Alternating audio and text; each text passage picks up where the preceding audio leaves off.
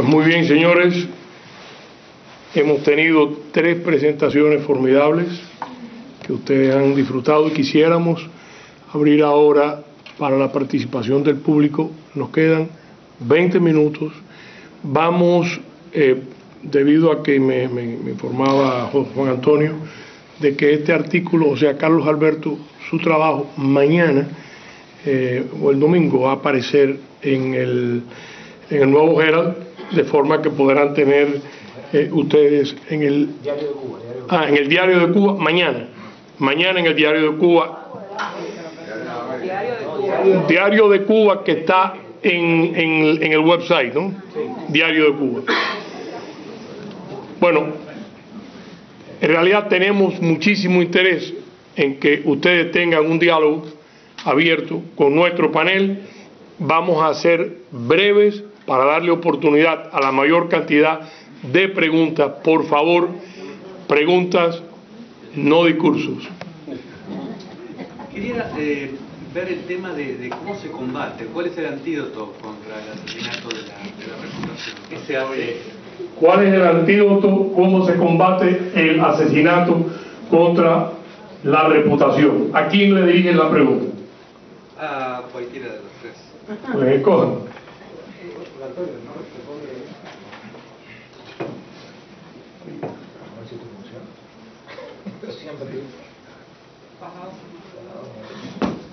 A ver, ahora sí.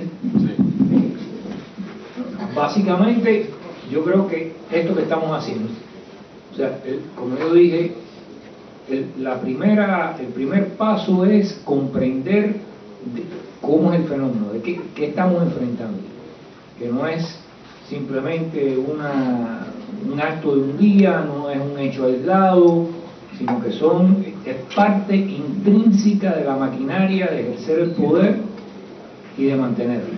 O sea, el primer paso es ese. El segundo es no comprarse las mentiras.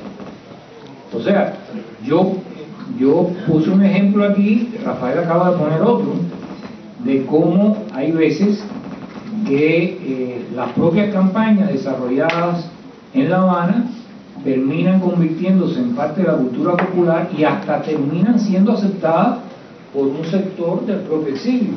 El caso de los Marielitos, por ejemplo, y él mencionaba otros casos también en su referencia. Yo recuerdo, hay una cosa, por ejemplo, que es típica del problema de cómo neutralizar a una persona. Y yo recuerdo de una persona que desertó en Nueva York, y entonces le dieron a un diplomático, un oficial de inteligencia que estaba en Nueva York, la tarea de esperarlo en una escalera eléctrica de Naciones Unidas. Cualquiera que conozca Naciones Unidas sabe que hay una escalera a la entrada que va del Delegate Lounge a la zona de la cafetería. Esperarlo ahí cuando venía con varias personas acompañándolo, y en un gesto de artificial alegría abrazarlo y decirle: te estamos esperando para que nos cuentes cómo fue la llegada y cómo te fue. O sea, son acciones que se llaman en el argot de este tipo de desprestigio, medidas activas, yo me refiero a eso en el libro, y que tienden a neutralizar la credibilidad, en ese caso una persona que acababa de aceptar que podía tener información útil y que era importante que no la tomaran en serio, que no lo creyeran. Pero es que lo mismo ocurre con un éxodo entero, como el caso de los Marielitos. O sea, es importante desacreditar el éxodo como señal de descontento en Cuba, ¿no? Estos son unos criminales, son unos delincuentes, son unos locos, etc. O sea, lo más importante, cuando uno es un académico, ¿qué cosa es importante? Si uno va, que no suceda lo que le iba a suceder a mi colega, que sin verificar quién era un autor, sin verificar esa fuente, ya iba a recomendar en la bibliografía un libro. Bueno, lo primero que uno tiene que tener es prudencia en no comprar esas campañas automáticamente, porque es que saben hacerlas muy bien y saben sembrar ese tipo de desconfianza. Entonces, hay una parte que es comprender el problema, otra parte es denunciarlo, y la tercera es no comprarse automáticamente todo ese tipo de campaña, porque como bien dice Rafael, parte de esa gente que se dedica a eso está aquí y no se dedican siempre frontalmente. No crean ustedes que es el programa de La Tarde se Mueve y no, que ese por lo menos muestra su cara. No, aquí los hay que tienen blogs supuestamente anticastristas que uno sabe quiénes son y por qué montan sus campañas de posiciones supuestamente anticastristas. Entonces uno tiene que tener mucho cuidado en eso porque fácilmente cae en la trampa.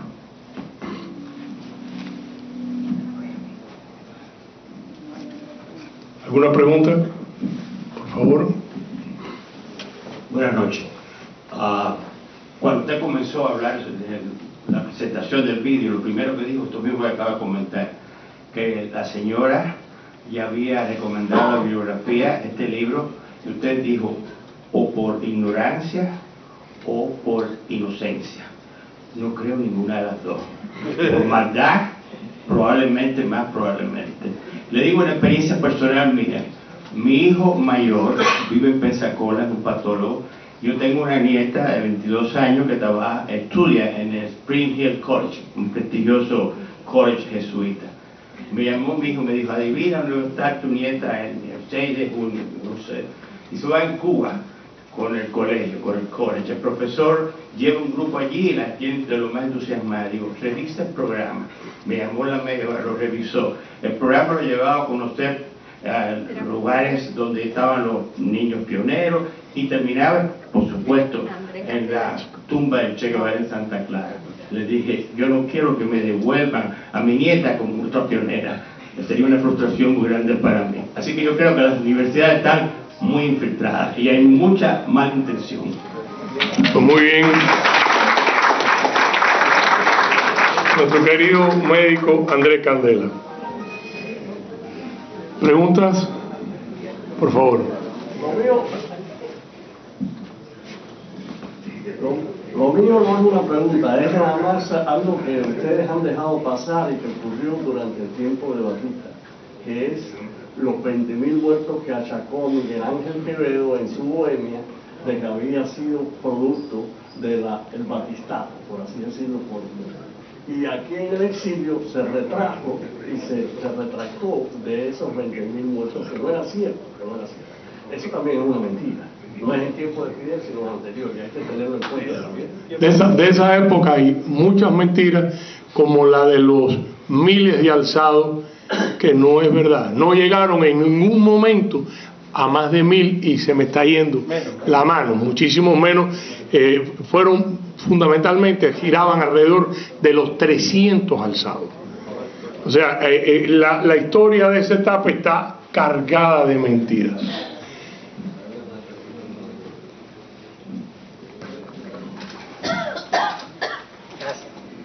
Bueno, yo soy de la generación nueva de los exiliados, es decir, soy de los recién llegados y me llama la atención algo, ¿no?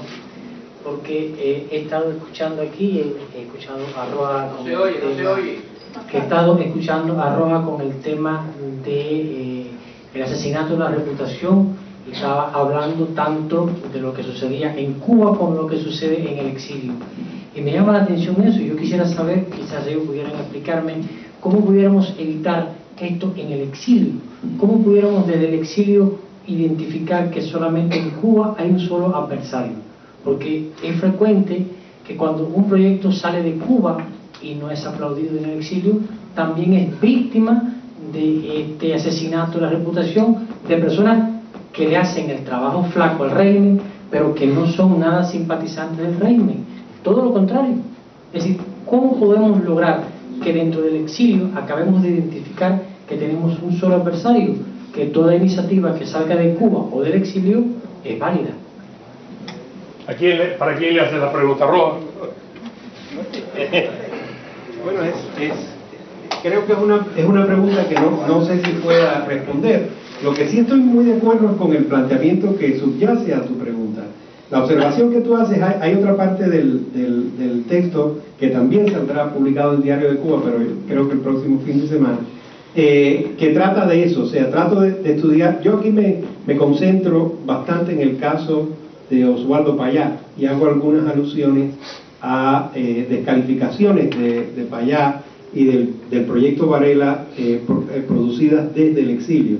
Pero no es lo fundamental. Para mí siempre hay una distinción entre una descalificación en la opinión pública que se basa en un juicio adverso sobre el liderazgo de una persona y lo que sí podemos entender como un delito de difamación. Para mí el delito de difamación es un delito fundamentalmente practicado por el Estado cubano. El Estado cubano, el régimen cubano, practica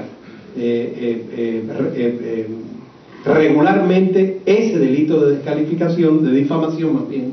Es una infamia institucionalizada. Desde el exilio, en un contexto democrático, se pueden provocar discordancias, digamos, con un proyecto de la oposición interna, y esa discordancia, lo que es lamentable, lo que es triste, y no es propio de una cultura política democrática como la que debería haber en el exilio, es que esa discordancia se exprese por medio de la descalificación, quiere decir, del cuestionamiento de la legitimidad de ese opositor interno. Eso es lo que yo haría, digamos que una crítica desde el punto de vista de la cultura política al exilio y una crítica más desde el punto de vista del derecho, del Estado de Derecho al régimen cubano. Son dos cosas distintas. Ahora, yo creo que tú tienes toda la razón en preguntarte qué podríamos hacer, ¿verdad? Desde los exilios, ¿no? Porque no solo hay uno, digamos, desde todas las corrientes del exilio cubano, para evitar esas descalificaciones. Yo creo que lo que debería salir de estos ejercicios es un llamado a una mayor civilidad en el debate público dentro del propio exilio, ¿verdad?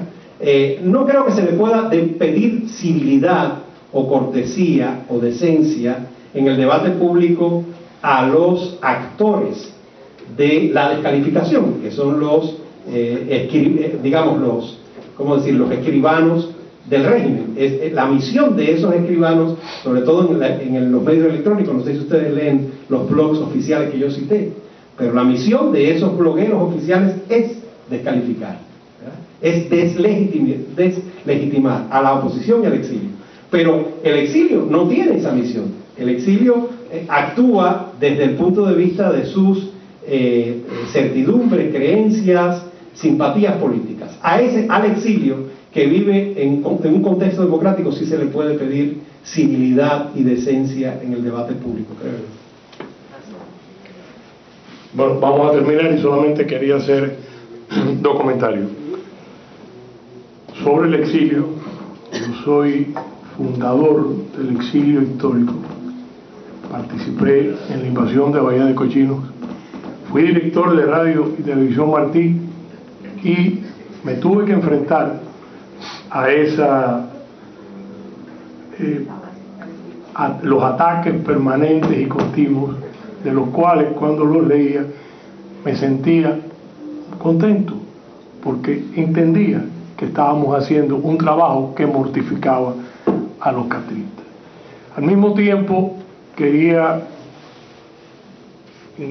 participar de la respuesta y decir que parte de lo que nosotros hacemos es precisamente tener y respetar la variedad de opiniones, que es lo que simboliza el concepto de libertad, el derecho a disentir sin temor a represalias, el derecho de poder decir tus opiniones, y en algunos casos puedes, y voy a citar, hubieron momentos en que desde Cuba se dijeron o se dijo de que los exilados no tenían derecho a participar en el futuro de Cuba.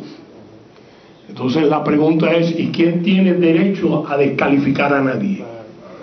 O no deben o no tienen derecho de participar aquellos que en su momento quisieron acelerar el cambio mediante el uso de las armas.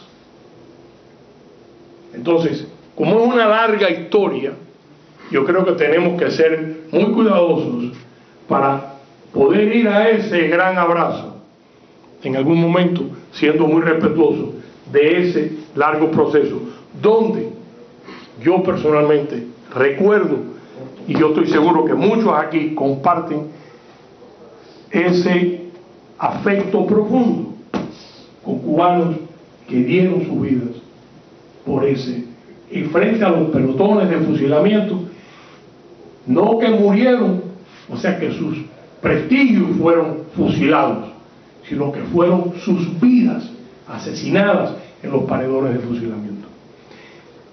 De manera que les quiero dar las gracias por haber estado con nosotros y gracias a ustedes por este formidable panel.